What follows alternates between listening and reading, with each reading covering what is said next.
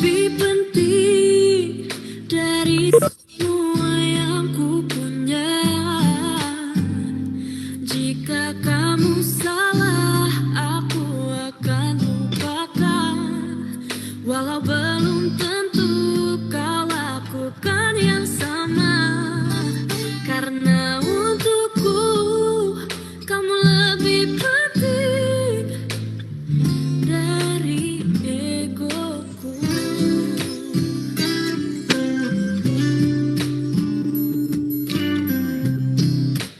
Beri bagiku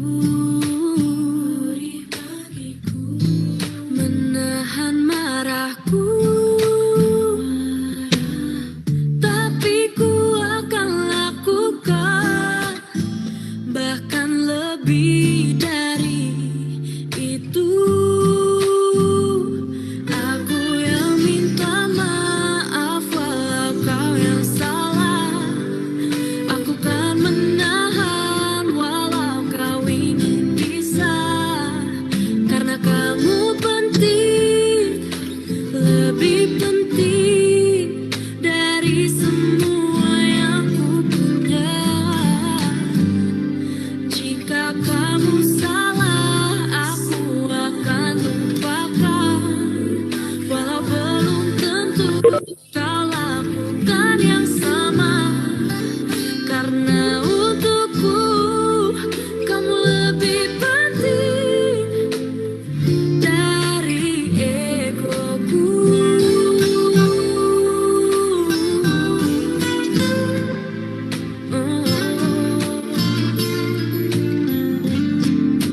Aku yang minta maaf walau kau yang salah. Aku kan menahan walau kau ingin pisah.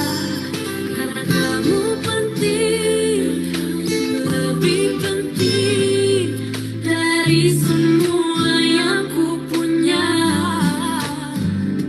Jika kamu salah, aku akan lupakan. Walau belum tentu kau lakukan yang sama. Karena untukku kamu lebih penting dari egoku.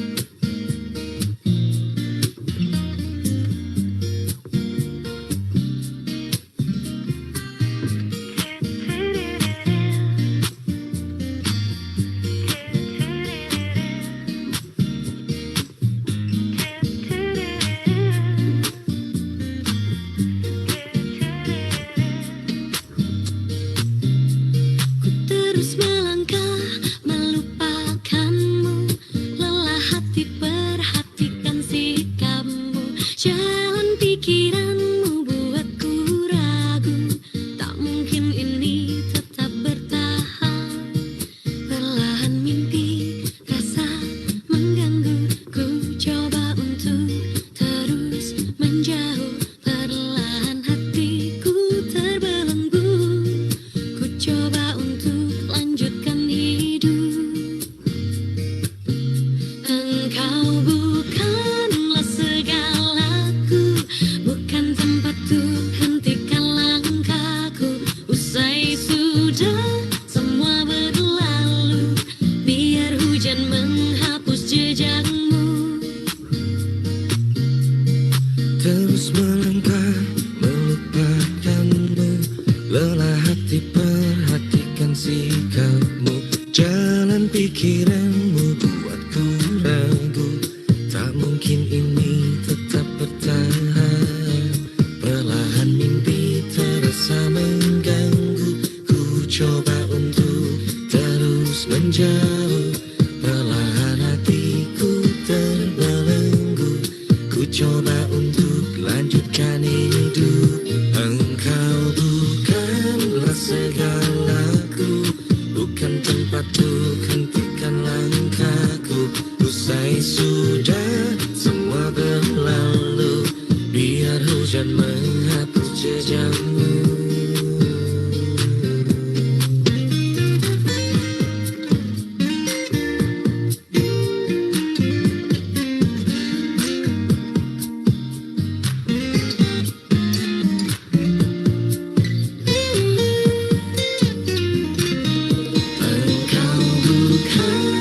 Segalaku, bukan tempatku, hentikan langkahku. Usai sudah semua berlalu, biar hujan menghapus jejakmu. Engkau bukanlah segalaku, bukan tempatku, hentikan langkahku. Usai sudah semua berlalu, biar hujan menghapus jejakmu.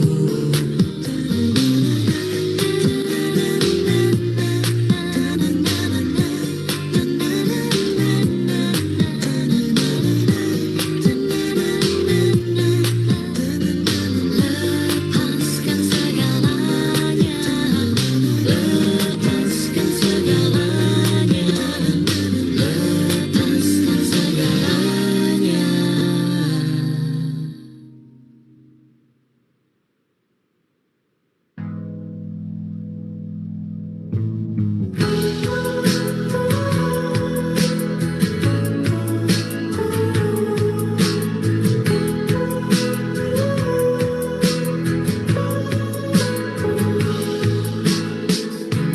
Tawa yang terlepas tanpa ada makna, cerita lama yang selalu dibawa. Biar mati ini mengerti, teringat dan jadi ciri tentangmu, tentangmu. Untuk sementara sampai berjumpa, bersama-sama bercanda lagi, kenangan manis di hari ini jadi alasan untuk kembali.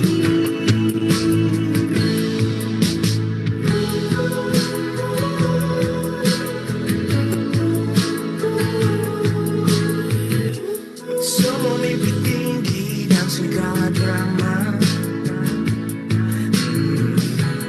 dijadikan canda di keluh bersama.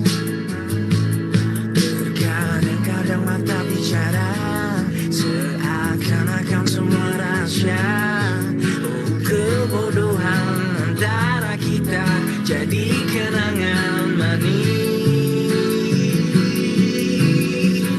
Untuk sementara sampai berjumpa, bersama-sama bercanda lagi, kenangan manis di hari ini jadi alasan untuk kembali.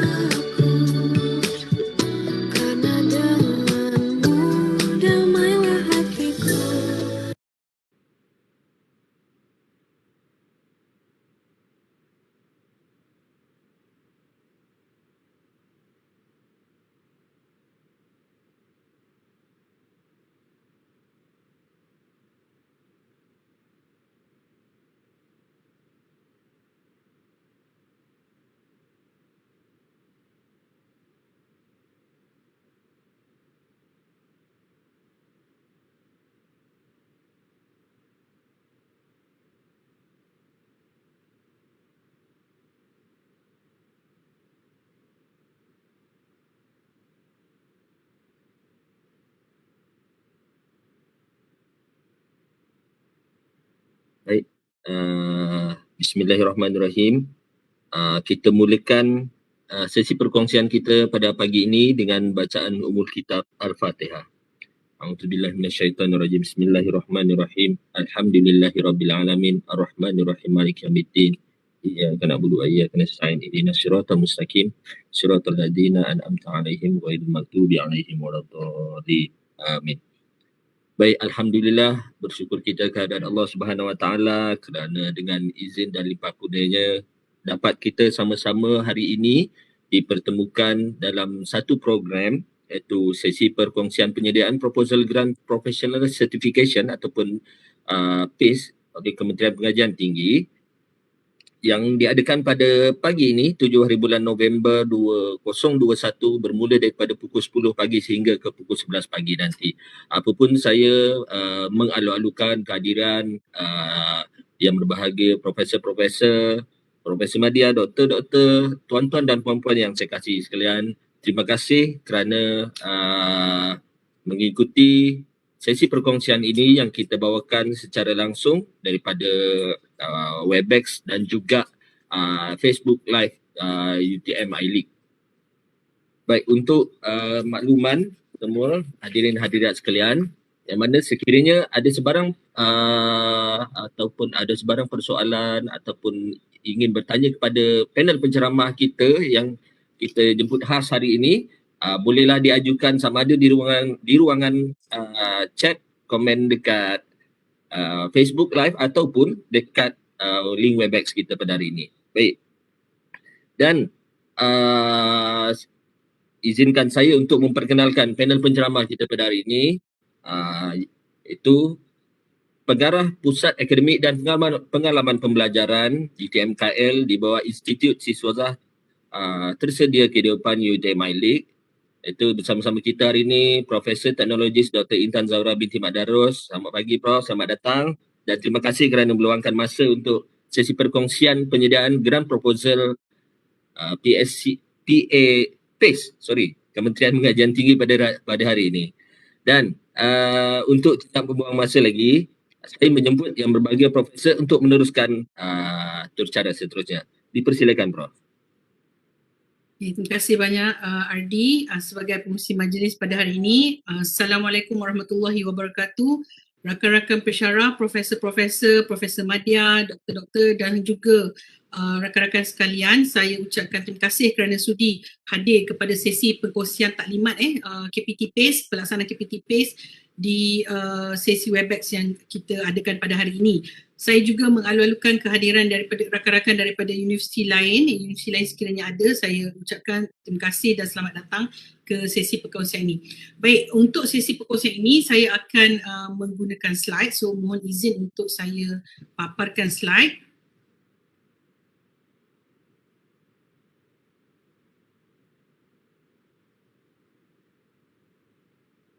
Okey, seperti yang telah diperkenalkan oleh pengurusi majlis, saya Mat Darus. Currently saya adalah Director pengarah bagi Pusat Akademik Pengalaman Pembelajaran UTM-KL di bawah Institute Life Ready Graduate, Institute for Life Ready Graduate UTM iLeague di bawah Jabatan Timbalan Naib Chancellor Akademik dan International.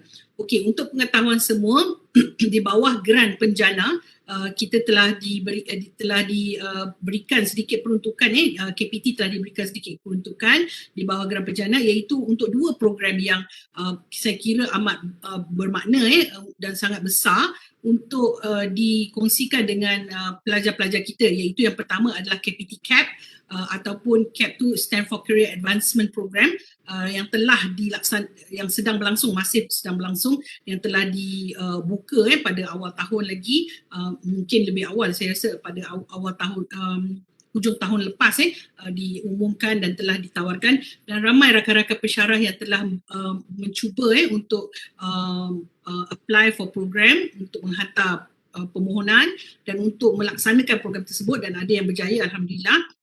Dan satu lagi program yang telah diberi, peruntukan yang telah diberi adalah professional certification ataupun diberi nama PACE, KPT PACE. Dia tak sama, KPT CAP dia ada peruntukan 100 juta di bawah BKIM kalau tak silap saya, dan kemudian kita ada KPT PACE ini ada peruntukan sebanyak 150 juta di bawah program bejana, diletakkan di bawah tanggungjawab BKA BKA di KPT.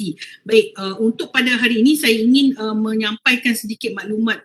Mungkin ada yang telah mengikuti taklimat ini yang diadakan oleh universiti lain. Saya kira pada Jumaat lepas pun rakan saya daripada UNIMAS telah mengadakan sesi taklimat ini, Dr. Zul, alhamdulillah, terima kasih Dr. Zul.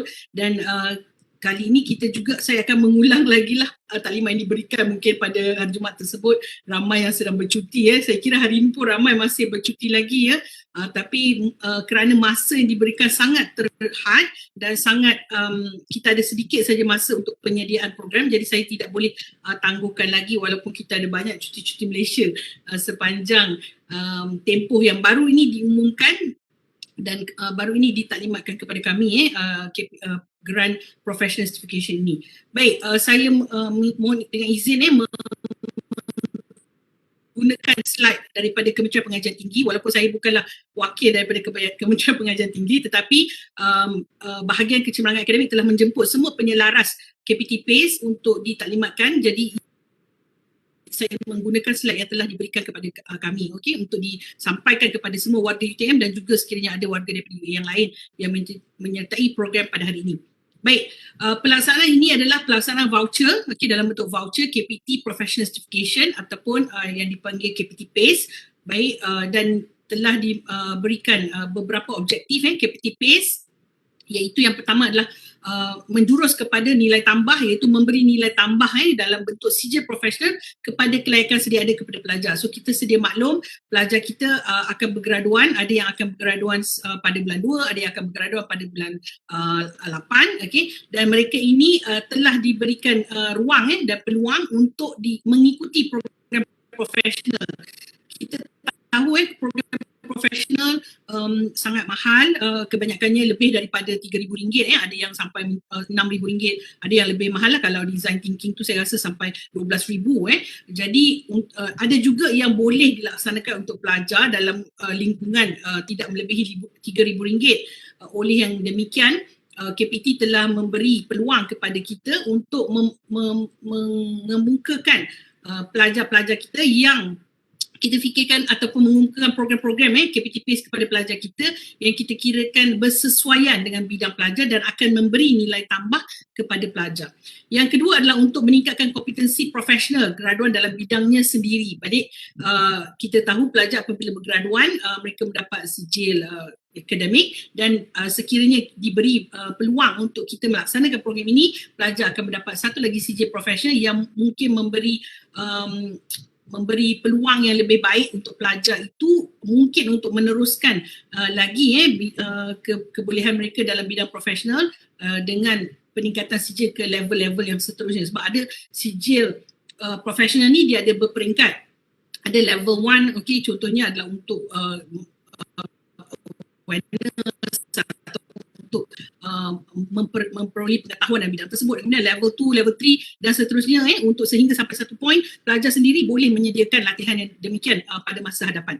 Baik, yang ketiga adalah kebolepasan graduan. Ini yang sangat pentinglah sebenarnya, kita ingin meningkatkan kebolepasan graduan dalam bidang profesional. Dan kita lihat sebelum ini kita ada KPT GAP, KPT CAP yang telah diberi sumber kewangan untuk mempertingkatkan kebolepasan graduan. Yang berbeza dengan program ini adalah program KPT PACE boleh dilaksanakan kepada pelajar yang masih di tahun 4, di tahun akhir di dalam pengajian masing-masing. Maksudnya kalau KPT CAP itu pelajar yang dipilih adalah pelajar yang recently graduate ataupun within 1 year, yang baru bergraduan, tidak melebihi setahun, yang masih belum bekerja. Tetapi untuk KPT PACE, grant ini diberikan atau voucher ini akan diberikan kepada pelajar yang masih di dalam program pengajian di tahun 4. Bukan untuk tahun 3 atau tahun 2, tidak terlalu awal,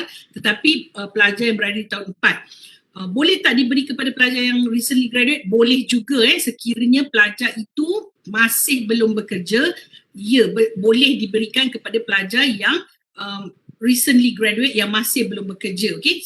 Tapi provided lah mereka belum menyertai apa-apa program yang related dengan KPT, CAP, sebab kita tak mahu pelajar kita mengikuti program sampai 2 peruntukan yang diberikan hanyalah untuk mereka boleh meneruskan boleh meneroka dalam pekerjaan. So sekiranya mereka telah mendapat peluang di dalam KPT CAP, so manakala program ini adalah bukan untuk mereka lah, program ini adalah untuk mereka yang masih belum mendapat peluang tersebut. Baik, ini adalah 3 objektif yang telah disenaraikan dan kita pun tahulah ada banyak kebaikan professional certification untuk pelajar ini. Okay? Baik, sebelum ini professional certification ini diberikan syarat diberikan syarat untuk pengetahuan. Saya rasa ramai rakan-rakan kat sini yang telah maklum sebelum ini apabila saya membeli taklimat, saya rasa awal bulan 4 tahun ni pada bulan 4 tahun ini, dan juga pada ketika itu permohonan perlulah disertakan dengan letter of commitment from industry. So bermakna itu adalah satu sedikitlah yang kita ada kesukaran pada ketika tersebut. Saya ingat lagi pada bulan 4 tu setelah KPT PACE ni dibuka, UTM telah menghantar application daripada 52 program dan daripada application tersebut adalah kita punya first application yang bukan application penuh tapi cadangan. Dan kemudian apabila diumumkan perlunya LOC daripada 52 tu, cuma 8 saja yang kita dapat hantar akhirnya, sebab keperluan LOC bukannya mudah. LOC pada sebelum ini adalah kita perlukan ada perjanjian di mana industri tersebut akan mengambil pelajar bekerja bersama mereka, ada tangga gaji juga di minimum wages juga ditetapkan, minimum payment, minimum salary juga ditetapkan, iaitu sebanyak RM2,300. So sebelum ini itu adalah menjadi satu kesukaran lah untuk kita offer. Okay? Untuk KPT CAP itu adalah tetap masih lagi mereka perlukan. Namun untuk KPT PACE apabila telah dilakukan mesyuarat bersama pengarah belanjawan negara pada 21 September, mereka telah mencadangkan bahawa pelaksanaan diteruskan dengan cadangan asal sahaja, iaitu menerusi pemberian voucher. So bermakna tidak perlu ada jaminan pekerjaan, dan shilling cost bagi pelajar dikekalkan kepada RM3,000, dan jika kos tersebut melebihi amount tersebut, maka pelajar atau IPT perlu menanggung kos berkenaan. Okay, so maksimum RM3,000 sajalah per student. Dan saya cadangkan apabila kita membuat kertas kerja nanti, jangan buat lebih daripada RM3,000 kalau boleh, ataupun sekiranya kita ingin membuat lebih daripada RM3,000, kita perlulah terus identify yang baki tu siapa yang perlu membayar. Okay, so sekiranya ada mungkin fakulti sendiri ada peruntukan untuk support your own student, to support your student RM500 per student contohnya, ataupun RM200 per student, dan dalam kertas kerja tu dinyatakan tidak ada masalah. Tetapi kalau dia melebihi RM3,000, saya rasa akan ada masalah, kerana program ini diberi untuk maksimum 3,000 saja. Jadi sekiranya ada lebihan,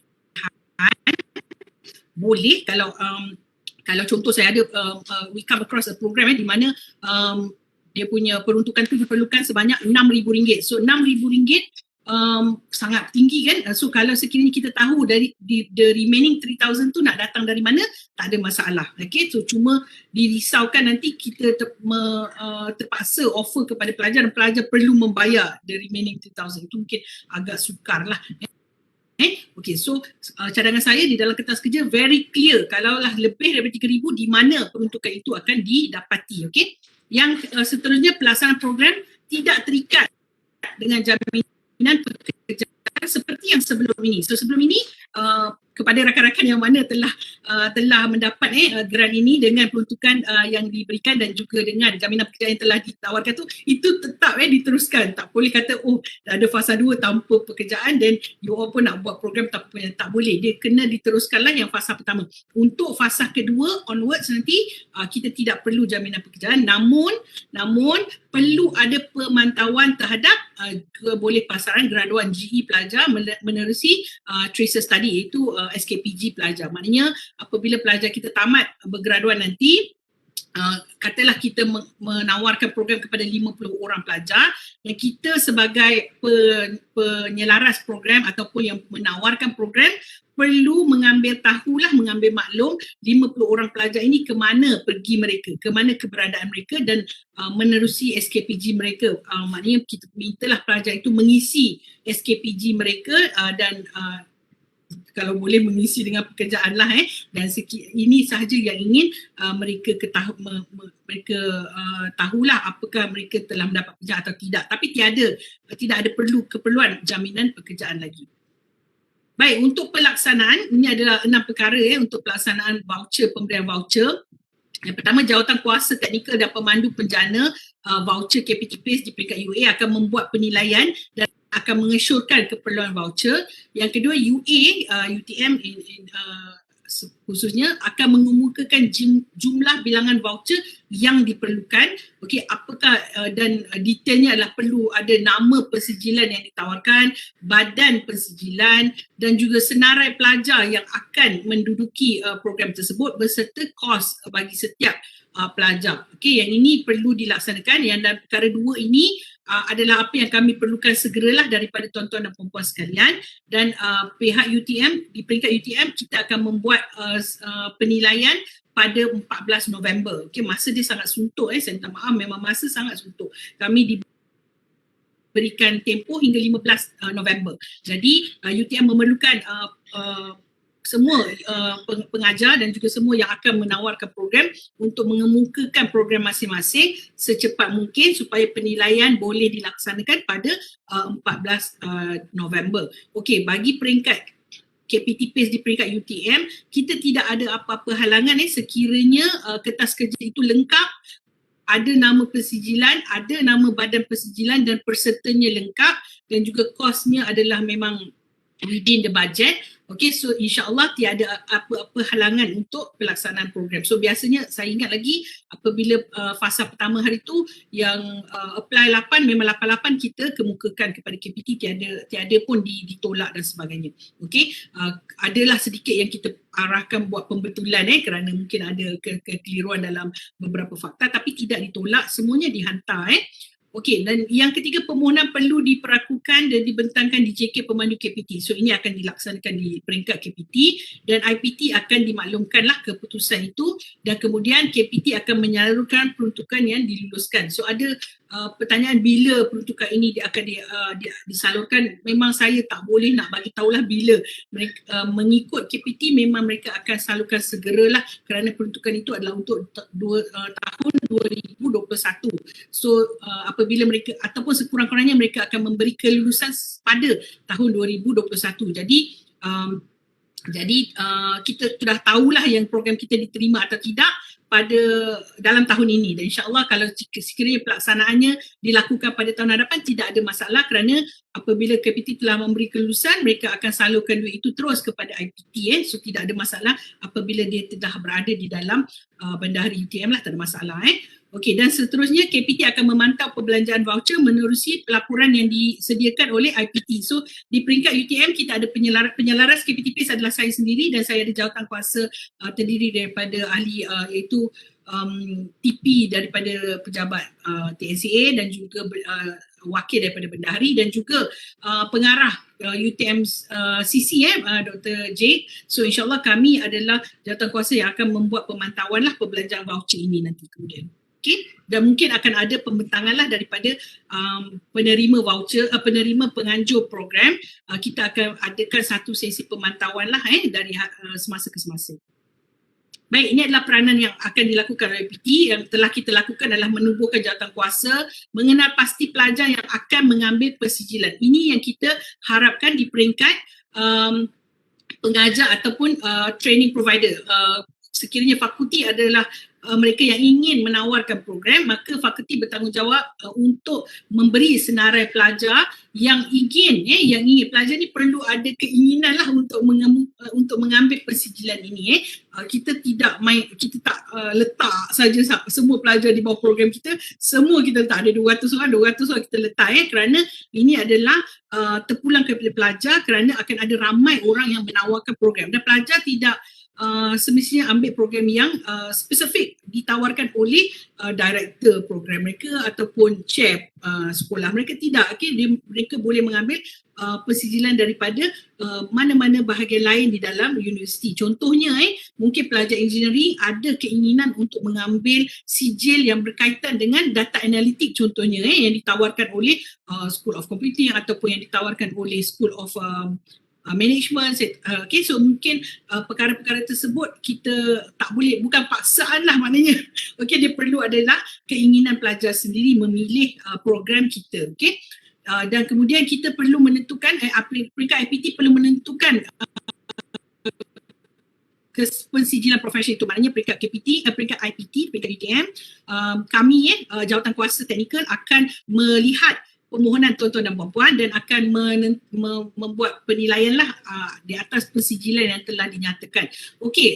Sebelum saya terlupa, persijilan ini perlulah diiktiraf oleh badan profesional ataupun dia adalah program kompetensi yang diiktiraf oleh industri. So not necessarily professional bodies, tetapi sekiranya tuan-tuan ada kolaborasi dengan industri, contohnya dengan MICCI, Malaysian Chamber of Industry,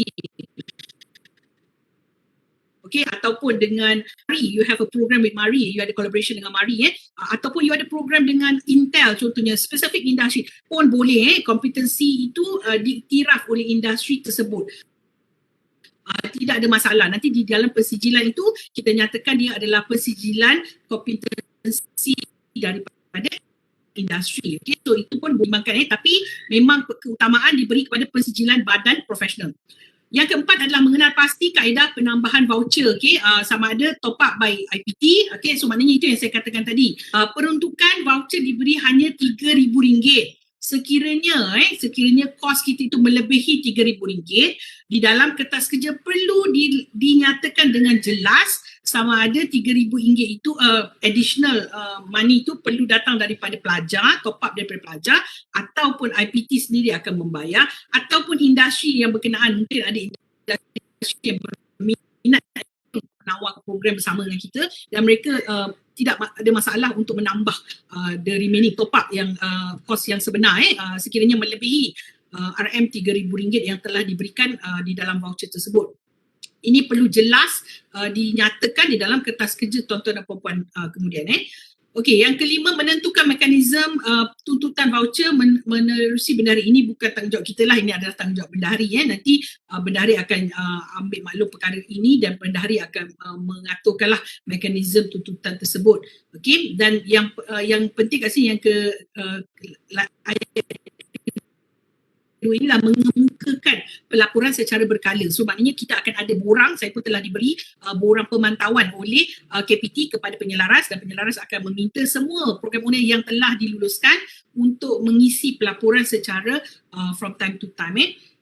Bilangan pelajar yang akan datang dan sedang dan telah dilatih contohnya, jenis persijilan, badan profesional yang mengeluarkan persijilan, jumlah dan kos dan sebagainya. So semua ini termasuk dalam pemantauan secara berkala yang akan dilaksanakan oleh universiti dan diserahkan kepada KPT. So jumlah pelajar contohnya kita perlu menyenaraikan semua pelajar, dia jumlah senarai itu kena lengkap. Nanti saya akan tunjuk apa perkara yang diperlukan untuk setiap pelajar tersebut. Dan apabila kita tawarkan, contohnya kita telah ada 50 orang partisipan yang kita kenal pasti pelajar yang berminat untuk join program kita, tetapi kemudiannya katakanlah pelajar kita ni UTM ni memang pelajar kita ni sellable, maknanya memang graduate employability kita tinggi 95%, 93%. Jadi sekiranya pelajar tersebut yang telah menyatakan hasrat tu untuk melaksanakan, untuk join program tu telah kemudian dipanggil bekerja dan tidak dapat meneruskan program, tidak ada masalah untuk kita menggantikan dengan pelajar yang lain. Sini saya telah double check lah, double confirm dengan pihak KPT, ia boleh, kita boleh tukarkan dengan pelajar lain, tetapi dengan syarat pelajar itu tidak mengambil program yang lain, hanya satu voucher kepada satu pelajar. Sebab itu pemberian voucher itu, tuntutan voucher itu adalah di peringkat bendahari. Bendahari akan memberi voucher pada satu pelajar 3,000 saja. So tidak boleh dikongsikan untuk dua program. Dan voucher tu habis maknanya tak adalah kalau dia beri 3,000 tiba-tiba program tu RM2,000 dan baki ada RM1,000 tu diberikan kepada pelajar. Tidak. Dia voucher tu memang semata-mata untuk pelaksanaan program. Okay, so that is why kalau boleh untuk semua penyedia program plan properly your expenditure, okay, supaya semua kos dan sebagainya dapat program dapat dilaksanakan dengan kos yang ditetapkan itu sesuai dengan amount yang diberikan. Okey, ini adalah jawatan kuasa technical voucher di peringkat KPT. Saya rasa saya perlu skip saja. Okey, ini bukan untuk kita Okey, ini di peringkat UA. So apa yang berlaku ialah satu jawatan kuasa telah yang ditandatangani, okey, jawatan kuasa yang oleh TNCA telah dibangunkan, telah dipersetujui dan keanggotanya adalah saya sendiri dan juga pengarah UTMCC dan juga beberapa wakil daripada Jabatan Timbalan Naib Chancellor dan juga daripada Bendahari UTM. Okey, dan ini adalah tanggungjawab kami lah untuk mempertimbangkan dan merakukan dan meluluskan permohonan. So sekiranya permohonan itu tidak ada masalah, memang biasanya tidak ada masalah untuk kita luluskan as long as clear, very clear. Contohnya siapa badan profesional yang akan memberi pengiktirafan, berapa senarai pelajar, dan senarai pelajar ni tuan-tuan dan puan perlu pastikan tiada duplikasi kerana pada peringkat kami memang agak sukar untuk memastikan semua pelajar ini adalah pelajar yang berbeza. Okey, namun apabila program ini diberikan keuangan nanti barulah kita akan dapat identify. Jadi pihak tuan-tuan dan puan perlu pastikan bahawa pelajar ini tidak duplicate pelajar lain. Mungkin pada peringkat submission ni mungkin akan ada duplication saya kira, tapi nanti ke peringkat pelaksanaan perlu make sure tiada duplication of student Baik, seterusnya. Okey, baik, saya teruskan dengan borang permohonan. Baik, borang permohonan ini sebenarnya untuk dihantar ke KPT hanya seorang saja wakil daripada UTM yang boleh menghantar, iaitu penyelaras sendirilah, iaitu saya sendiri yang akan menghantar kepada KPT. Mereka tidak membuka borang tersebut kepada semua pengajar. Jadi apa yang telah saya dan tim saya lakukan, kita dah copy semula borang tersebut dan kita telah jadikan satu borang di peringkat UTM. Jadi memudahkan tuan-tuan dan puan-puan menghantar dan juga memudahkan kami di peringkat penyelaras nanti untuk menghantar ke KPT. Okay, so ini adalah borangnya, http://kptpaste.fasa2UTM. Okay, so UA lain jangan submit di sini kalau ada UA lain yang mendengar program ini. Okey, jangan submit di sini. Ini adalah untuk UTM sahaja. Okey, apabila tuan-tuan dan puan-puan submit application tu nanti di dalam Google Form ini saya telah letakkan link-link di mana tuan-tuan boleh memuat turun semua borang-borang yang berkaitan, iaitu template kertas kerja, lampiran A, lampiran B. Saya akan tunjukkan apa itu lampiran A dan lampiran B sebentar lagi. Jadi semua perkara tersebut ada di dalam borang ini. So tak perlulah WhatsApp, email saya tanya kat mana lampiran A, kat mana lampiran B. You buka borang Google Form ni, insya-Allah di dalam itu nanti akan ada link link kepada lampiran A, lampiran B dan juga template kertas kerja yang diminta oleh KPT. So semua ada di dalam Google Form ini dan saya letakkan di sini. Sekiranya lampiran B, lampiran C ini melebihi daripada satu dokumen, tuan-tuan dan puan-puan dimohon untuk zipkan permohonan lampiran tersebut. Sekiranya banyak bukan satu, bukan dua, mungkin ada banyak, beberapa borang, tidak beberapa lampiran, tak ada masalah, tapi hantarkan dalam bentuk zip dan tarikh penghantaran, saya minta maaf sangat, tarikh penghantarannya adalah sangat dekat, iaitu pada 13 hari bulan November 2021. Okey, dan penyediaan kenapa? Kerana kita perlu menghantar permohonan ini kepada KPT pada 15 November. Jadi pada 14 November UTM peringkat penyelarasan akan membuat penyelarasan, maknanya akan membaca dan menilai kertas kerja masing-masing tuan-tuan dan puan-puan, dan kita akan memastikan bahawa semua apa keperluan yang ada itu ada dan sebelum kita boleh hantar. Dan untuk pengetahuan ini, saya memang tim saya akan hantar manually satu persatu, sebab itu kita perlu kan masa jugalah sekurang-kurangnya sebab nak hantar tu satu dokumen ni kita akan satu permohonan, satu kertas kerja kita akan hantar satu submission. Maknanya kalau katalah dari UTM ada 100 permohonan, kita akan hantar 100 kali submission tu. Dia bukan kita boleh compile satu drive hantar je ke KPT, tidak. Dia perlu hantar satu persatu. Oleh itu kami perlukan masa jugalah untuk membuat submission. Okay? So tapi sekiranya ada masalah untuk penyediaan melebihi daripada tarikh tersebut, mohon maklum, mungkin terlebih 2-3 minit tak ada masalah, terlebih 2-3 jam ke, contohnya deadline-nya pada pukul 12 malam tapi hantarnya pada pukul 2 pagi, tak ada masalah, tapi jangan terlebih 1 hari. Okey, sebab saya akan melakukan proses penilaian pada 14 November. Okey, dan pada 14 November tu pun tim saya akan buat submission secara batch by batch kepada KPT supaya mereka, sebab mereka juga ada very strict timeline sebab peruntukan ini telah berlangsung. Sebenarnya peruntukan ini dah fasa pertama sedang berlangsung dan ini fasa kedua kerana ada lebihan daripada 150 juta peruntukan tersebut. Okay, so insyaAllah semua application yang dihantar sekiranya ada perkara yang ditetapkan itu insyaAllah akan diluluskan. Tak ada masalah untuk diluluskan. Cuma perlu make sure semua keperluan yang diminta itu lengkap. Okey, dan sekiranya lengkap tidak ada masalah untuk kami luluskan, tak ada masalah. Okey, cuma juga kalau boleh pada masa tempoh-tempoh ini pada 14, 15, 16 ni saya mohon semua penyedia program untuk bersiap siaga lah. Sekiranya ada pertanyaan-pertanyaan saya akan WhatsApp dan saya akan call.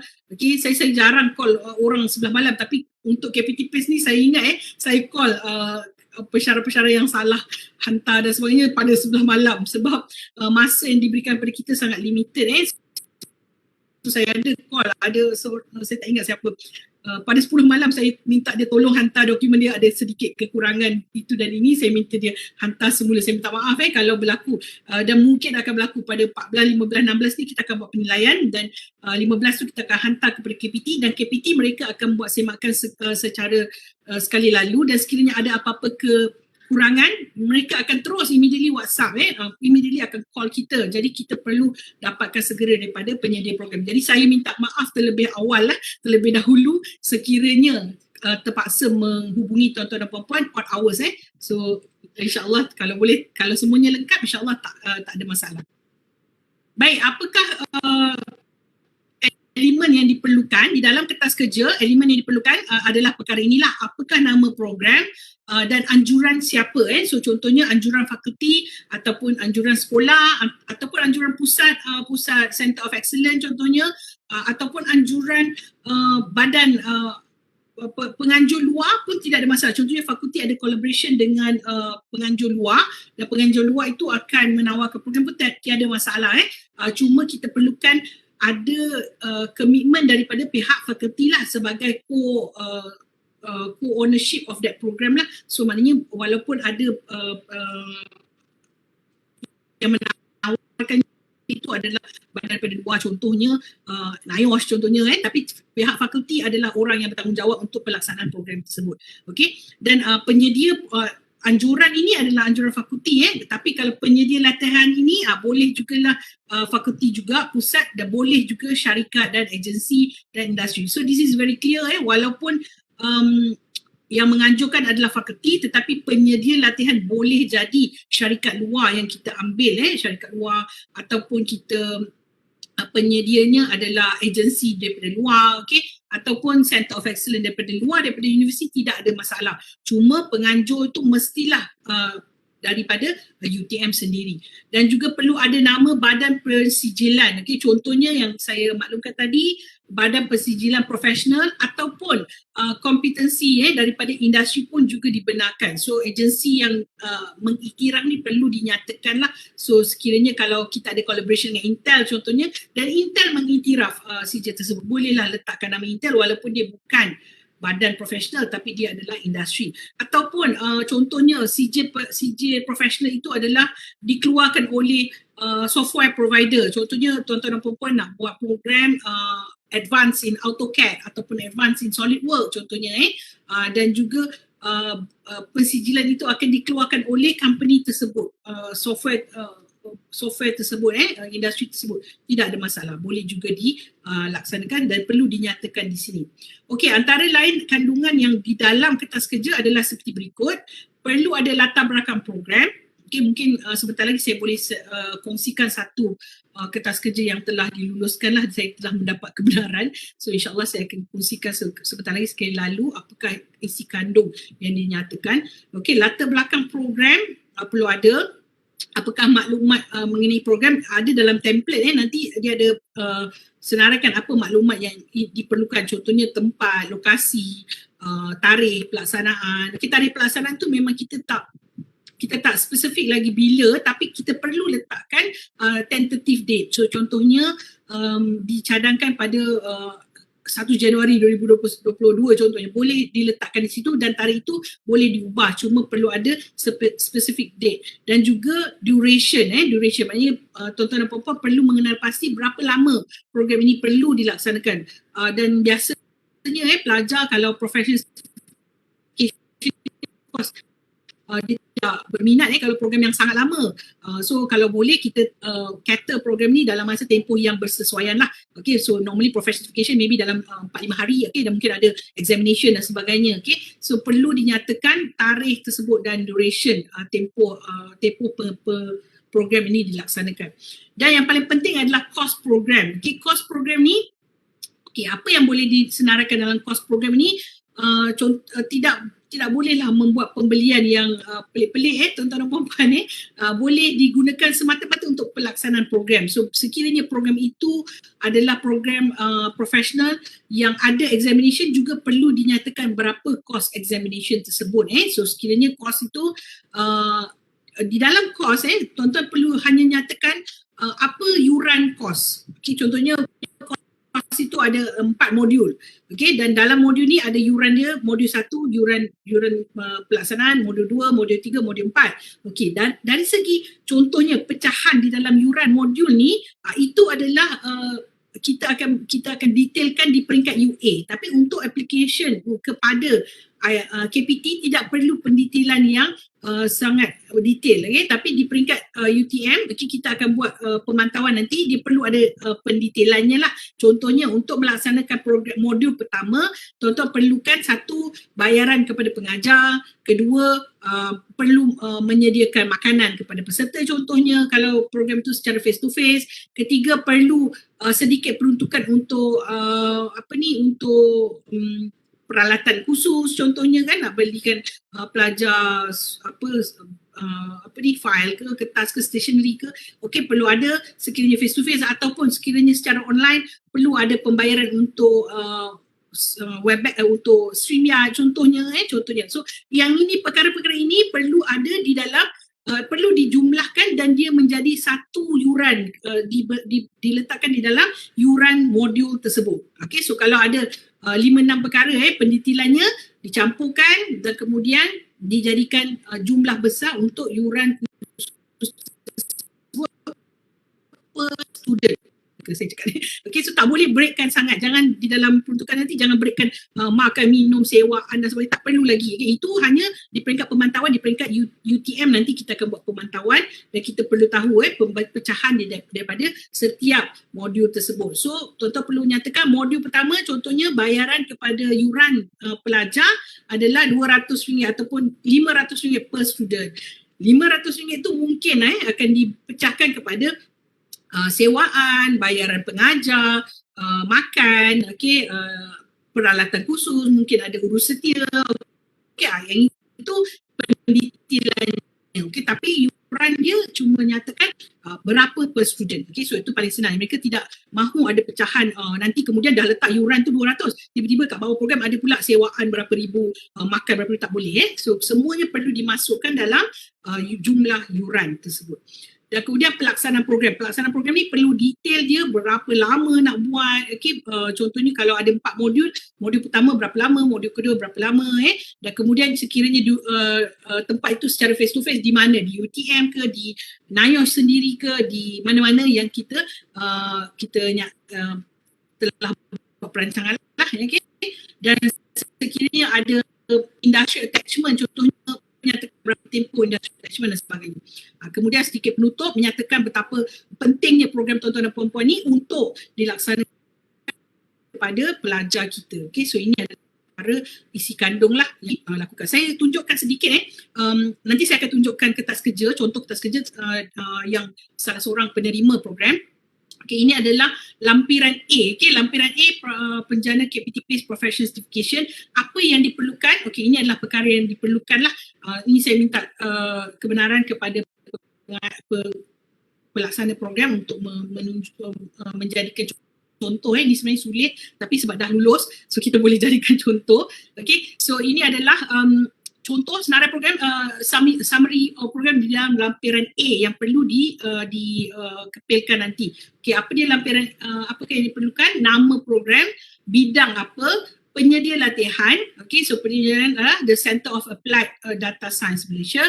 Tempoh masa yang ini memang agak lama sedikit sebenarnya, kebiasaannya yang ini sebab dia ada attachment ataupun dia ada duration di mana pelajar tu perlu dibuat monitoring so bukannya dia buat khusus tu face to face tu saya kalau tak salah 9 hari atau 10 hari saja, tetapi kemudian ada masa diletakkan pelajar untuk buat attachment itu tempohnya jadi lama, dan kos peserta adalah RM3,000 dan pecahannya ada di dalam kertas kerja, dan jumlah peserta. Okey, kenapa jumlahnya kecil? Kerana sebelum ini fasah pertama jumlah peserta ini perlu ada jaminan pekerjaan.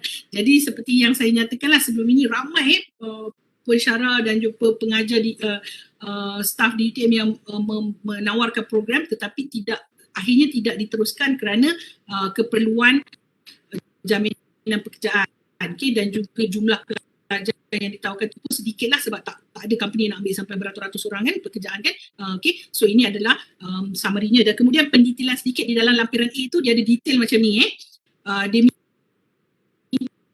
maklumat program dari segi nama, badan pensijilan, penyedia perkhidmatan, tempoh, bilangan pelajar dan kumpulan sasaran. Perlu tahu program kita ni bersesuaian untuk siapa? Pelajar tahun akhir, sarjana muda sains pembangunan sumber manusia contohnya ataupun dan sarjana muda psikologi dengan pembangunan sumber manusia di TM. Okay, so ini adalah kumpulan sasaran. So tuan-tuan dan puan-puan juga perlu ada kumpulan sasaran. Pelajar tahun akhir School of Electrical Engineering contohnya, pelajar tahun akhir School of Computing contohnya, memang ada sasaran. Okey, ataupun kalau sasaran tu besar, nyatakanlah beberapa senarai sasaran tersebut. Dan mungkin nanti kita tengok senarai pelajar pun perlu ada Okey, kemudian kena ada objektif program, kaedah pelaksanaan, senarai modul yang akan ditawarkan. Okey, semualah kena senaraikan semua modul yang akan ditawarkan dan juga dapatan atau faedah daripada program. So apa dia yang ini perkaranya lah yang pendetailan ni kawan-kawan kita lah yang isi impact kepada negara, impact kepada UTM dan impact kepada pelajar, dan juga kena ada kos dan kos per student. Dan okey, yang sebelum ini adalah anggaran gaji yang ditawarkan. Okey, so yang ini bolehlah tuan-tuan boleh letak 2,500 tapi tidak perlu jaminan pekerjaan. So sekiranya ada jaminan pekerjaan, you are most welcome to put. Okey, tapi sekiranya tidak ada masalah, tapi boleh letak anggaran gaji yang ditawarkan sekiranya pelajar telah lulus degree mereka dan kemudian mereka telah mendapat sedikit dengan adanya professional certification ni mereka mendapat sedikit advantage. Berapa anggaran gaji yang sebab saya ada program yang program owner yang tahu sekiranya pelajar graduan SKM contohnya, apabila mereka mempunyai satu sijil profesional tersebut dan gaji yang ditawarkan itu bukan lagi gaji basic seperti engineer biasa, mereka akan diberi gaji yang lebih besar. Contohnya engineer biasa dapat RM3,000 tapi sekiranya ada professional certification ni mereka boleh dapat gaji yang lebih besar, RM3,500 contohnya ataupun RM4,000. You are most welcome to put that in your paperwork lah untuk menunjukkan program ni sangat bagus. Okey, dan di sini diberikan maklumat syarikat menawarkan kerja. So tuan-tuan boleh senaraikan lah syarikat-syarikat yang mungkin merasakan bahawa dengan adanya sijil tuan-tuan dan puan-puan ini mereka boleh menawarkan kerja, tapi tak perlu letak numbers dan tak perlu letak jumlah pendapatan lah sebab kita tidak ada terikat dengan komitmen untuk memberi pekerjaan. Baik, ini adalah lampiran B. Again dalam lampiran B ini saya telah kepilkan di dalam Google Form yang saya nyatakan tadi. So tuan-tuan boleh buka Google Form tersebut, semua lampiran ni ada. Okey, lampiran A dan lampiran B tuan-tuan dan puan-puan perlu download dia bukannya live form sebab dia nampak macam live form. Nanti sebab ini akan dikongsikan oleh semua pensyarah-pensyarah. Jadi it's not a live form. So you kena download dalam bentuk Excel, yang tadi tu kena download dalam bentuk PowerPoint dan kena isikan dan kemudian upload semula dalam Google Form yang disediakan. Bukannya live form, bukannya isi di situ, sebab ada sebelum ini beberapa rakan-rakan kita yang mengisi terus di sana. Okey, sebab borang ni digunakan Excel form ni dipakai oleh semua orang. Jadi tuan-tuan dan puan-puan kena download dahulu, baru diisikan secara offline dan kemudian upload semula kepada borang submission. Okey, ini adalah pendetailan dia lah. Again sekali lagi, letak nama modul dan letak ringkasan setiap modul. Dan kemudian ini untuk lampiran B ni ada beberapa perkara. Yang pertama diperlukan perincian modul. Yang kedua diperlukan senarai pelajar. So memang kena ada dah senarai pelajar.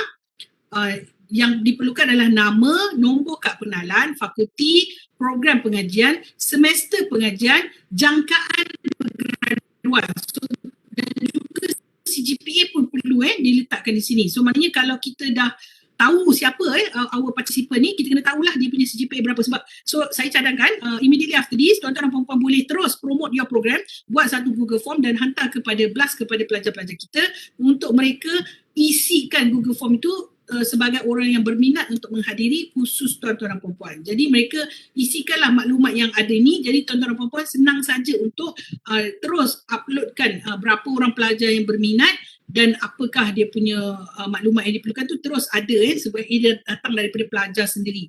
Tapi sekiranya tuan-tuan dan puan-puan ingin senaraikan pelajar itu daripada program sendiri, perlu juga bertanya kepada pelajar tersebut sama ada mereka ingin mengikuti atau tidak. Okey, tapi seperti yang saya nyatakan lah, senarai ini bukanlah maknanya final. Ini adalah untuk kita buat application.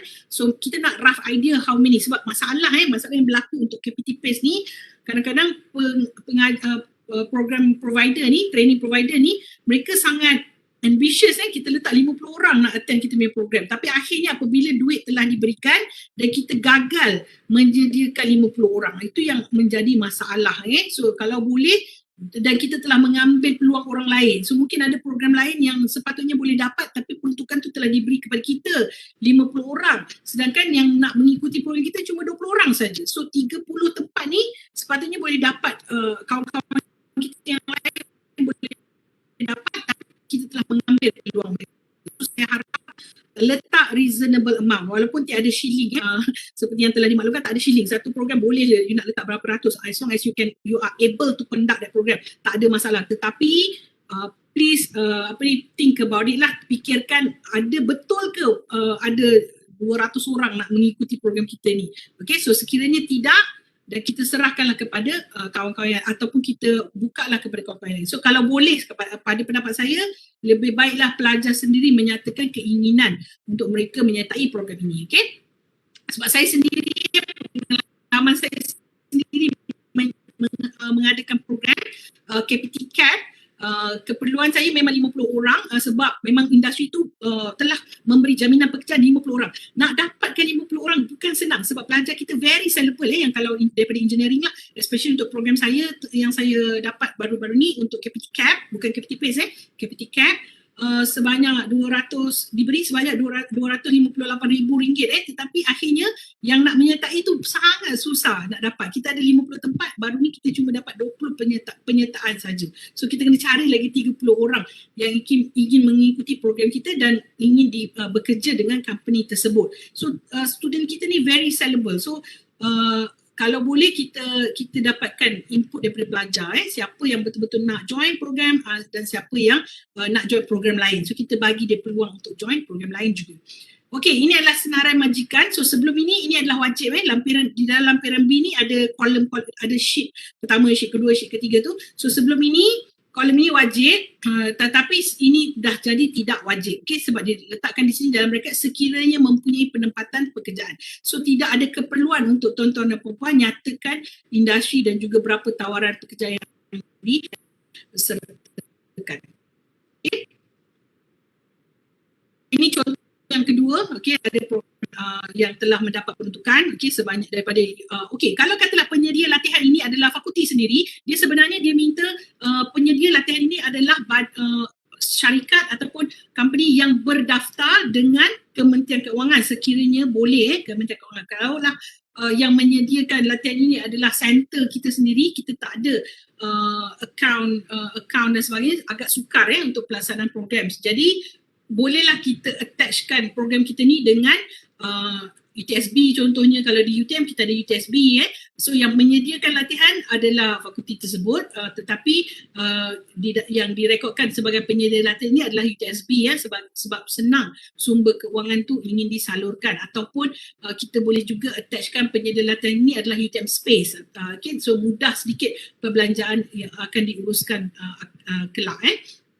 Dan tempoh adalah 9 hari dan kos peserta adalah seperti berikut, jumlah peserta dan jumlah keuangan. So ini adalah jaminan pekerjaan yang ada disediakan oleh rakan penyedia latihan ni tempoh hari. Okay, ini adalah detailnya. Saya rasa mungkin mudah sedia maklum lah macam mana. Dia ada nama program, Badan Persijilan, penyediaan penempatan dengan pelajar, kumpulan sasaran. So dia tak objektif, modul apa yang ada dan juga dapatan daripada program, dan akhirnya perlu jumlah kos yang akan diperlukan untuk menawar. So yang bahagian maklumat yang syarikat menawarkan kerja ni sudah menjadi optional lah. So tak perlu lagi nak letak detail. Tapi kalau tuan-tuan nak letak detail pun tak ada masalah. Cuma mungkin jumlah pendapatannya tidak perlu detail berapa orang. Okey, ini adalah kelulusan pada fasa 1 seperti yang saya nyatakan 8 application yang kita hantar, cuma mendapat kelulusan 5 program sahaja. So yang 8, yang lagi 3 tu saya masih we are yet to find out what are the problems. Okey, apakah kekurangannya. Sebelum ini mungkin kekurangannya datang daripada ini adalah in general lah apa KPT telah nyatakan, in general yang tak mungkin dari segi jaminan pekerjaan tu, jaminan pekerjaan ada tetapi minimum wagesnya kurang ada 2,300. Okey, tetapkan sebelum ini jaminan pekerjaan jumlah gaji sebanyak 2,300, tetapi akhirnya tidaklah sebab apa? Sebab mungkin mungkin jaminan pekerjaan ada tetapi gaji diletakkan kurang. So mungkin itu adalah sebab kenapa application yang sebelum ni ditolak. Okey, so yang ini adalah yang telah diterima. Alhamdulillah, tahniah kepada rakan-rakan yang telah memohon dan telah dapatlah peruntukan ini, dan pendetailan untuk pelaksanaan ini akan dilakukan tak lama lagi lah. Saya akan detailkan lagi pelaksanaan sebab kita tak boleh terus tawar program ni dah buat, kita kena tunggu KPT masukkan duit dahulu. Bila dia dapat, sebab barulah kita boleh tawar teruskan program. So boleh ada tentative date, dan tapi kita kena perlu proses keuangan itu diselesaikan dahulu. Baik, saya itu saja sebenarnya daripada saya, dan saya stop sharing untuk baca apa soalan-soalan daripada rakan-rakan. So saya nampak macam ada banyak soalan.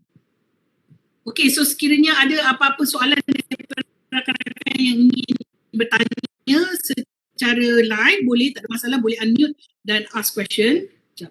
Mana nak nampak chat? Prof, di chat room ada soalan, Prof. Ya, saya nampak ni kalau nama peserta diperlukan nanti bila pelaksanaan ada pertukaran peserta, tak ada masalah ke? Okey, dia bukan tak ada masalah. Dr. Suhaila, apabila nama itu disediakan, okey, dan kemudian nanti ada pertukaran, kita perlu maklumkan kepada KPT ada pertukaran dan kita perlu nyatakanlah kenapa. Mungkin sebelum ni kita senaraikan 30 orang peserta, 10 daripada mereka telah mendapat pekerjaan, okey, dan kita telah buat maklumat baru ataupun kita telah tawarkan sekali lagi, dan ada 10 orang nak join the program, dan kita nyatakan sahaja kepada boleh nyatakan kepada penyelaras di peringkat UTM iaitu saya sendiri, dan kita akan sampaikan maklumat tersebut kepada KPT lah kenapa ada pertukaran. Tak ada masalah sebenarnya untuk menukar, cuma perlu ada pemakluman kepada mereka. Baik, apa lagi Adakah apa-apa implikasi sekiranya pelajar gagal ujian profesional? Okey, ada implikasi dia begini Dr. Mazilah sekiranya pelajar untuk peruntukan KPT ni dia akan berikan kepada UA 70% sahaja.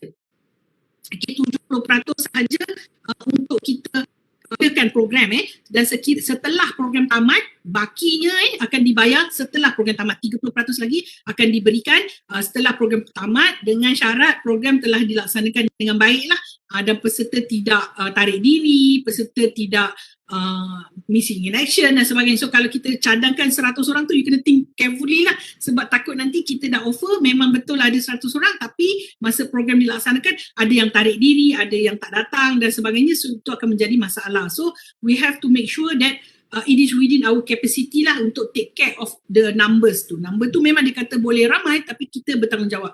Okay, sekiranya gagal untuk ujian tersebut, maknanya pelajar perlu mengambil sendirilah peperiksaan itu menggunakan sumber keuangan sendiri. Kena lulus lah. Kalau tidak, professional certification tu tidak dapat diberikan. Maknanya program owner kena bantu pelajar lah untuk mendapatkan juga. Maknanya program tu kena good enough so that student memang boleh dapat kelulusan ujian profesional tersebut. Dan sekiranya gagal, pelajar perlu bayar sendiri untuk attend program, ataupun mungkin pihak sekolah ke pihak fakulti ke boleh mengadakan sedikit peruntukan lah untuk membantu mana-mana pelajar yang gagal ujian untuk menduduki ujian profesional tersebut.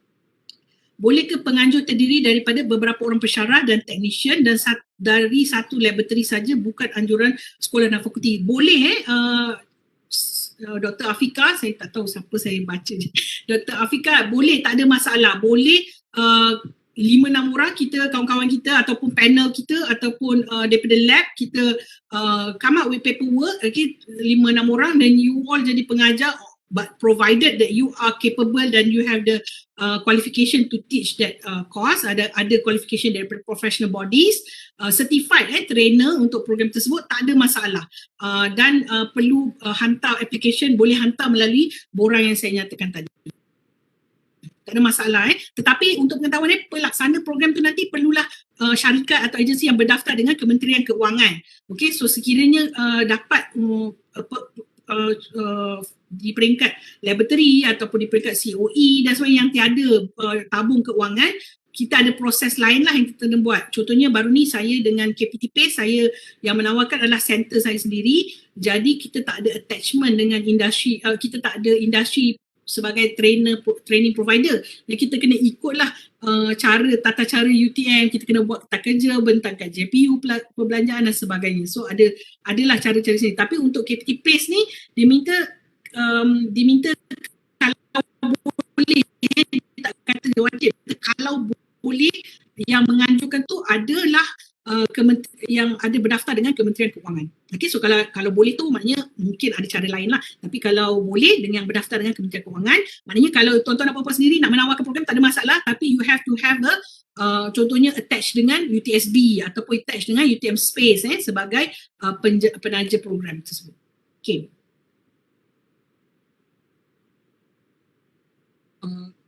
Khusus adakah mesti secara face to face? Tidak ada dinyatakan sama ada perlu secara face to face ataupun secara online. Ia adalah tertakluk kepada professional bodies tersebut. Sebab saya tahu kalau OSHA contohnya memang perlu face to face, tak boleh buat secara online, ataupun secara online tempohnya bukan 3 hari. Contohnya ada khusus, ada badan profesional yang meletakkan syarat lah, kalau kita buat secara face to face boleh buat secara selama 3 hari, tapi kalau secara online kena jadi 5 hari, 1 hari tidak lebih daripada 5 jam contohnya. So ini adalah perkara-perkara yang tuan-tuan dan puan-puan sebagai pelaksana program ataupun yang menawarkan program perlu tahu. Okay, so sekiranya perlu secara face to face, tak ada masalah, kita boleh buat secara face to face. Sekarang pun UTM telah membenarkan pelajar masuk ke fakulti. Jadi dengan syarat pelajar tersebut boleh balik ke UTM. So apa yang saya buat sebelum ini untuk program KPT CAP, di dalam borang permohonan tu saya dah terus nyatakan syaratnya adalah pelajar perlu hadir secara fizikal ke tempat training disediakan, dan juga pelajar perlu ada 2 dos vaksin, sebab kita tahu UTM cuma membenarkan pelajar yang 2 dos vaksin dan juga telah matang lepas tempoh matang sahaja. So saya letakkan tu sebagai syarat lah untuk mereka menghadiri program saya di UTM. So kalau tuan-tuan dan puan-puan nak buat secara face to face tak ada masalah. masalah, tapi kena ikutlah semua syarat-syarat dan SOP yang ditetapkan. Okay, kalau nak buat secara online pun boleh, tetapi kena ingat apakah requirement professional bodies tersebut. Kalau requirement professional body kata boleh secara online tetapi tempohnya jadi double, tak ada masalah, you have to follow lah. Okey, target tarikh pelaksanaan ada spesifik date ke? Okey, sebenarnya Dr. Nur Rashikin tiada spesifik date dinyatakan, tetapi of course lah dia dalam fasa 2021 sebenarnya, dan targetnya adalah pelajar yang berada di tahun 4 sekarang yang berada di tahun 4 sekarang, ataupun pelajar yang recently graduate. So maknanya tak bolehlah kita nak buat terlalu lewat, sebab pelajar itu akan bekerja cepat. Biasanya pelajar kita tempoh pemantauan pekerjaan mereka di UTM kita memantau dalam masa 6 bulan. Jadi kalau boleh jangan terlalu lewat lah. Pada cadangan saya ialah di dalam kertas kerja diletakkan cadangan tarikh pelaksanaan selewat-lewatnya Januari. Okey, selewat Januari, sebab pelajar kita berada di tahun 4 tu. Okey, dan satu lagi, pelajar sekiranya mereka sedang berada di UTM, maknanya mereka akan menghadiri kelas seperti biasa kan. Jadi tempoh pelaksanaan program tuan-tuan dan puan-puan kena buat waktu di luar pengajian. So tak boleh buat kelasnya laksanakan program ini dalam tempoh pengajian hari Isnin sampai hari Khamis, dan pelajar ni pula kena ponteng kelas dia. Tak boleh, tak ada dapat kebenaran special ke, contohnya untuk hadir professional certification ni pelajar dapat written exemption from attending class. Tak ada, kita takkan keluarkan apa-apa pengecualian kelas. Jadi you all sebagai program owner, you kena betul-betul plan sama ada buat waktu weekend, buat semasa sem break ataupun buat semasa mid sem break dan sebagainya. Okay, tak boleh buat masa pengajian berlangsung. Okay, so kalau katalah professional certification itu mengambil masa 4 hari, so boleh buat 2 weekend, Jumaat Sabtu pada minggu ni dan Jumaat Sabtu pada minggu hadapan contohnya. Ataupun kalau nak kata pelajar UTM KL kena buat Sabtu sahaja, sebab kalau Jumaat pelajar KL tak boleh join, kalau Ahad pelajar tak boleh join, so kena buat Jumaat Sabtu saja. So you kalau kelas tu 4 hari, so maknanya you buat 4 Sabtu lah. Sabtu yang pertama, Sabtu kedua, Sabtu ketiga, Sabtu keempat, nanti Sabtu kelima dia sit for exam contohnya lah. Adakah tempoh sah laku untuk pelajar mengikuti professional course, for example one semester graduation? Tak ada. So okay, Dr. Lim saya diberi makluman keutamaan akan diberi kepada mereka yang masih belajar. Tetapi namun begitu kita juga membenarkan pelajar yang telah bergraduan, okey, dia tidak memberi tempoh masa, namun dinyatakan pelajar yang bergraduan masih belum bekerja. So saya rasa macam mungkin pelajar kalau dah 1 semester tu dia dah bekerja, so kalau dia masih belum bekerja boleh join program kita. Okey, so dia tak ada bagi tempoh dah 2 tahun ke dah 2 semester ke, tak ada. Okey, cuma dia kata masih belum bekerja. Okey, so dan keutamaan diberikan kepada pelajar yang program yang dilaksanakan kepada mereka yang belajar di tahun 4. Okay, so dia apabila ada keutamaan tu kita kena ingat sebagai grant provider, mereka akan beri keutamaan, maknanya mereka akan sort you punya application tu. So yang kalaulah application tu datang daripada, priority akan diberikan kepada yang pelajar yang ramai daripada tahun 4 lah, daripada pelajar yang telah bergraduan. Sebab pelajar yang dah bergraduan ni mereka ada program KPT PACE, so ada 100 juta peruntukan untuk mereka. So ini adalah untuk pelajar yang masih dalam program. Apa lagi soalan yang saya tak baca Ataupun ada sesiapa nak tanya soalan boleh tanya. Oh okey, sekiranya kursus melibatkan 2 level basic dan expert dengan 2 ujian profil yang berbeza, bolehkah hanya 1 kertas kerja? Alamak. Kertas kerja dihantar jika 2 kertas kerja tak dapat memenuhi syarat. Allah, saya tak dapat nak baca. 1. Dr. Mazila boleh tak tanya saya apa maksud you? I don't understand. Boleh tak tanya? Waalaikumsalam. Okay, Prof, contohnya macam program Excel dia ada basic dan juga expert. Okay. So kata kalau kita nak hantar kertas kerja untuk pelajar kan, adakah dia perlu hantar 2 kertas kerja yang berbeza untuk expert dan juga basic, ataupun kita boleh poolkan kedua-dua ujian tu kepada 1 kertas kerja? Okey, dia kalau ujian tu dia applicable untuk semua partisipan. Dia tak boleh macam partisipan group A ujian 1, group B ujian 2. So kalau you ada 2 level ni, better you buat 2 kertas kerja. tak ada masalah satu pensyarah nak buat 2 kertas kerja, tak ada masalah. You buatlah 5 kertas kerja pun. Tak ada masalah whatever you want to offer, you can offer, provided you must make sure that you are capable of handling the program, dan program tu mesti kena ada orang. Dia tak nak nanti dia dah bagi kita peruntukan dan kemudian kita tak ada pesertanya.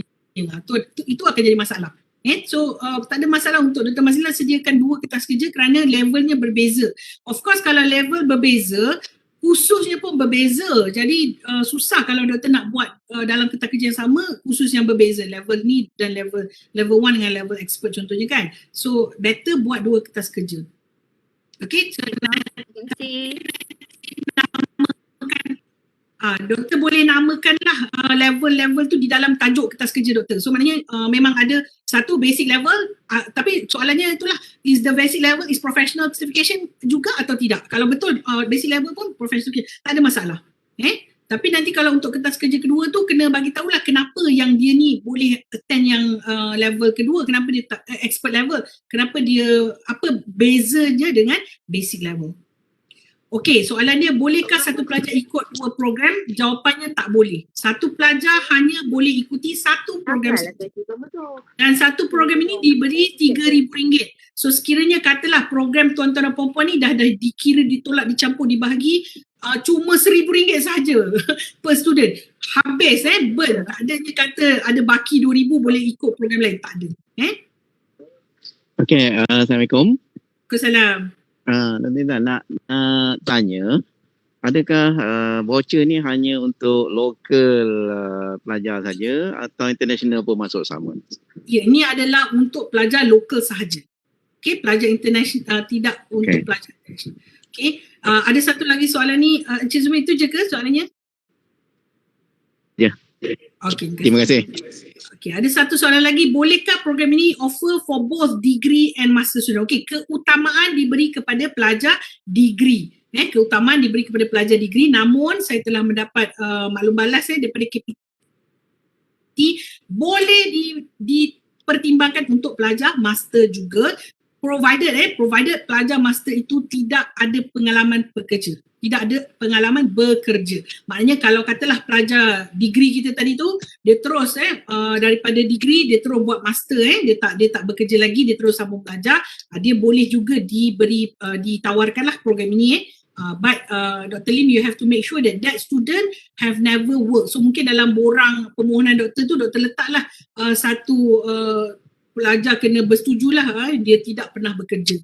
So dia memang untuk pelajar yang belum pernah bekerja. Kalau yang dah pernah bekerja, memang tidak dibenarkanlah untuk program ini. Baik, ada apa-apa soalan yang saya terlepas ke? Bolehkah penyelaras jawatankuasa GE menjadi pemohon KPT-PACE walaupun bukan pengajar? Pengajar program adalah staff kontrak yang sudah bersara. Boleh Dr. Siu, Dr. Lee, tak ada masalah. Penyelaras can be any pensyarah yang mana-mana pensyarah you boleh jadi penawar program, okay? Dan pengajar ni not necessarily staff kontrak yang sudah bersara je. You can identify any personnel daripada industri ke, daripada agensi ke yang boleh kita jadikan pengajar, tak ada masalah. So sebelum ini pun ada banyak agensi luar yang menghubungi saya untuk menawarkan program mereka. Okay, tapi itulah seperti yang kita tahulah kan, kalau agensi luar ni dia mahal sikit. Okay, so kalau boleh, kalau kita sendiri dapat compilekan program dan kita identify rakan-rakan pensyarah, kawan-kawan kita yang mana ada expertise dan yang mana ada certified as a trainer of that program, modul tersebut, kita boleh compilekan. So dalam satu program tersebut mungkin modul-modulnya ada satu mungkin related to software, satu related to soft skill contohnya, satu lagi it's especially untuk professional certification pun boleh. Okay, as long as compilation tu menjadi satu benda yang bermanfaat lah kepada pelajar kita, yang memang boleh menambah, memberi 3 objektif yang saya katakan tadi, menambah nilai, meningkatkan kebolehpasaran dan sebagainya. Okay. Adakah soalan lain yang saya tertinggal? Apakah perbezaan antara KPT Cap dan KPT PACE? Okey, KPT Cap dapat 100 juta, KPT PACE dapat 150 juta. Minta maaf, sorry. Itu adalah salah satu daripada perbezaan. Tetapi perbezaannya ialah KPT CAP ni adalah yang perlu jaminan pekerjaan. Maknanya katakanlah industri dia nak ambil student UTM bekerja, tetapi dia ada tetapi UTM, contoh saya ambil contoh di SKM, kita mengajar software SolidWorks, tetapi industri tak guna SolidWorks, dia guna AutoCAD. So dia letakkan syarat, boleh pelajar UTM diambil bekerja, saya ada 20 penempatan untuk pelajar UTM diambil bekerja dengan syarat pelajar UTM ini mendapat course AutoCAD level expert. Contohlah, so dia nak macam tu. Dan sedangkan di dalam program kita pelajar tak belajar AutoCAD, dia belajar SolidWorks, which is actually much better, okay, dan similar sebenarnya dengan AutoCAD, tapi itu syarat industri. Dan kita buat program, kita dapatkan grant KPT CAP untuk close this gap, maknanya membolehkan pelajar kita bekerja dan juga ada jaminan pekerjaan di peringkat industri. Industri itu memang confirm, dia kata memang confirm ada 20 tempat sekiranya your student is expert in AutoCAD. Dan kita buatlah satu program yang kita panggil lah kawan-kawan kita yang mana sangat hebat dan certified AutoCAD trainer untuk mengajar program tersebut. Kita tolong selaraskan program. Boleh, tak ada masalah. Ataupun macam itu adalah KPT CAP, okay? Tapi kalau KPT PACE, dia adalah professional certification. Contohnya dia ada professional certification and endorsed by professional bodies, okay? So ada banyaklah professional bodies yang endorse certification, contoh macam apa-apa professional bodies yang kita attach tu, contoh macam Dr. Zubair dia ada attach dengan Lubrication Society ke kan, contohnya mereka offer professional certification, mereka ada endorse. Bila you bagi that kind of training, they will endorse the student nama listed somewhere ke, contohnya kalau macam DOSH, okay, once Dr. Kamarizam contohnya, once they offer je program tersebut, student tersebut is certified as DOSH coordinator contohnya, dan nama dia listed dekat website DOSH, okay, sebagai coordinator, then that is actually professional certification. Okay. Baik, ada apa-apa soalan lagi? Boleh tak? Waalaikumsalam. Okey, saya ingin nyatakan sekali lagi lah, masa memang tidak banyak, kita memang ada coordinator time, then that is actually professional. Okey, saya sebenarnya nak buat taklimat ni pada hari Jumaat, tetapi sebab ada apa-apa soalan lagi? Mas dah buat pada hari Jumaat, dah hari Jumaat adalah hari cuti. Okey, saya ingin nyatakan sekali lagi lah, masa memang tidak kembali tu kan. So kita menghormati, so saya tangguhkan kepada hari ini, tetapi pada yang 5 November itu pun dah ada taklimat daripada rakan kita di Unimas yang dikongsikan kepada semua. Saya rasa linknya pun saya dah kongsikan kepada UTM untuk attend that course as well. So masa memang tak banyak, jadi untuk dalam tempoh 6 hari saja lagi, saya amat berharap, sebab sebelum ini kita ada dapat 52 application daripada UTM staff. Jadi saya sangat berharap kalau bolehlah yang 52 ini come back and complete this requirement. Dia yang sebelum ni yang 52 program ni dia cuma diberikan minimum requirement saja, dia minta minimum information saja, tetapi kali ini perlu lengkap, kertas kerjanya kena lengkap lah dengan modulnya, dengan objektifnya, dengan latar belakang program dan sebagainya. So saya mohon kerjasama semua untuk sediakan segera dan at the same time dapatkan participation daripada student kita lah yang mana berminat untuk attend program kita ni. Okay, so segera so as quickly as possible, dan hantar kepada borang yang telah disertakan tadi,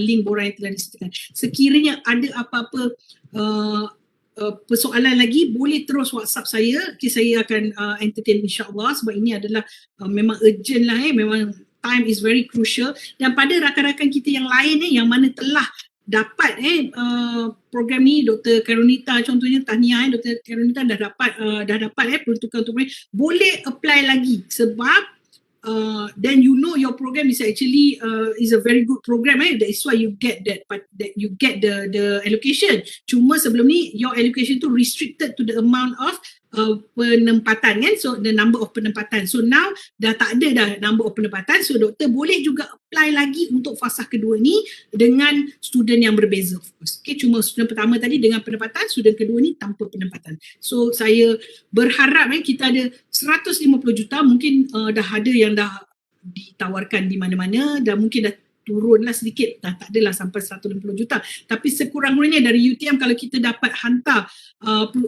application dalam peruntukan dalam 5 juta ke 10 juta ke, saya rasa sangat hebat lah, sangat baik lah kalau kita dapat apply, kerana peruntukan ini akan digunakan kepada pelajar kita juga. Memang agak penat kalau nak organize program ni, tak percaya tanya Ardi tu, memang penat lah dia.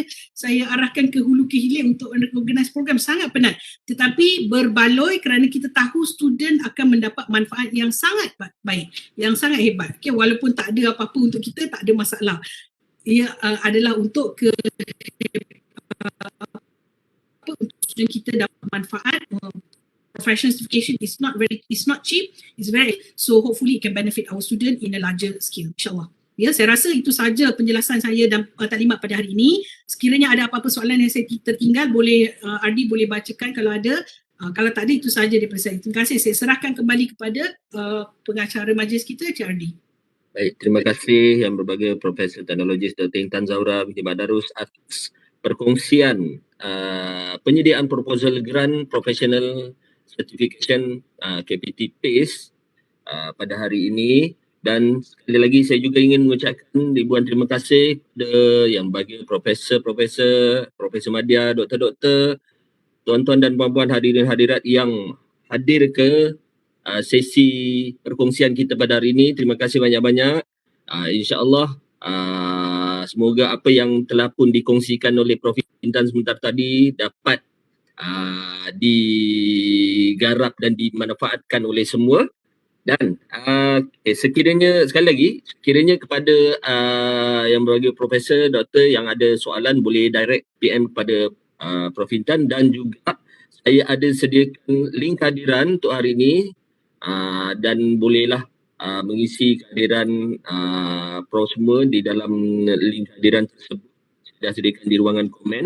Dan untuk para hadirin ataupun profesor yang mengikuti kita di ruangan Facebook Live, juga kami ucapkan terima kasih. Dan sebelum saya mengundur diri, sebelum program ini diakhiri, boleh tak kita sama-sama buka kamera untuk kita ambil gambar dulu sebagai gambar kenangan untuk program kita hari ini.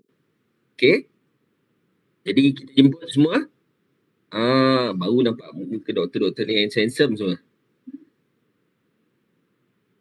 Baik. Okey. Silakan. Baik, sebentar ya. Okey.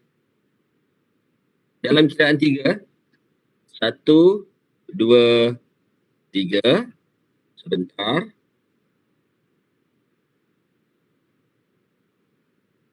Okey. Ada lagi sebelah, page sebelah ada lagi. Oh, ada lagi. Okey, baik. Sebentar.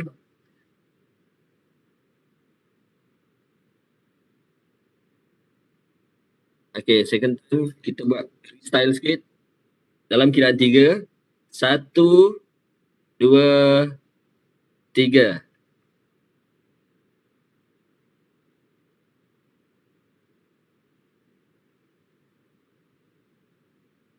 Baik, terima kasih semua.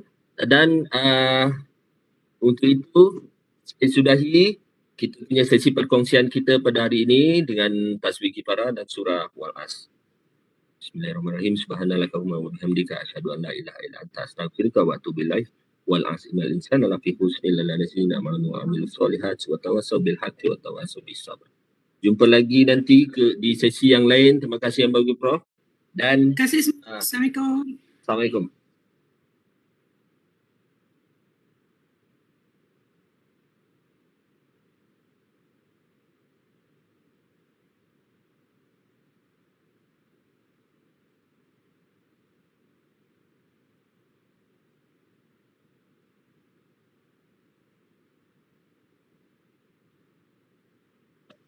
Terima kasih semua.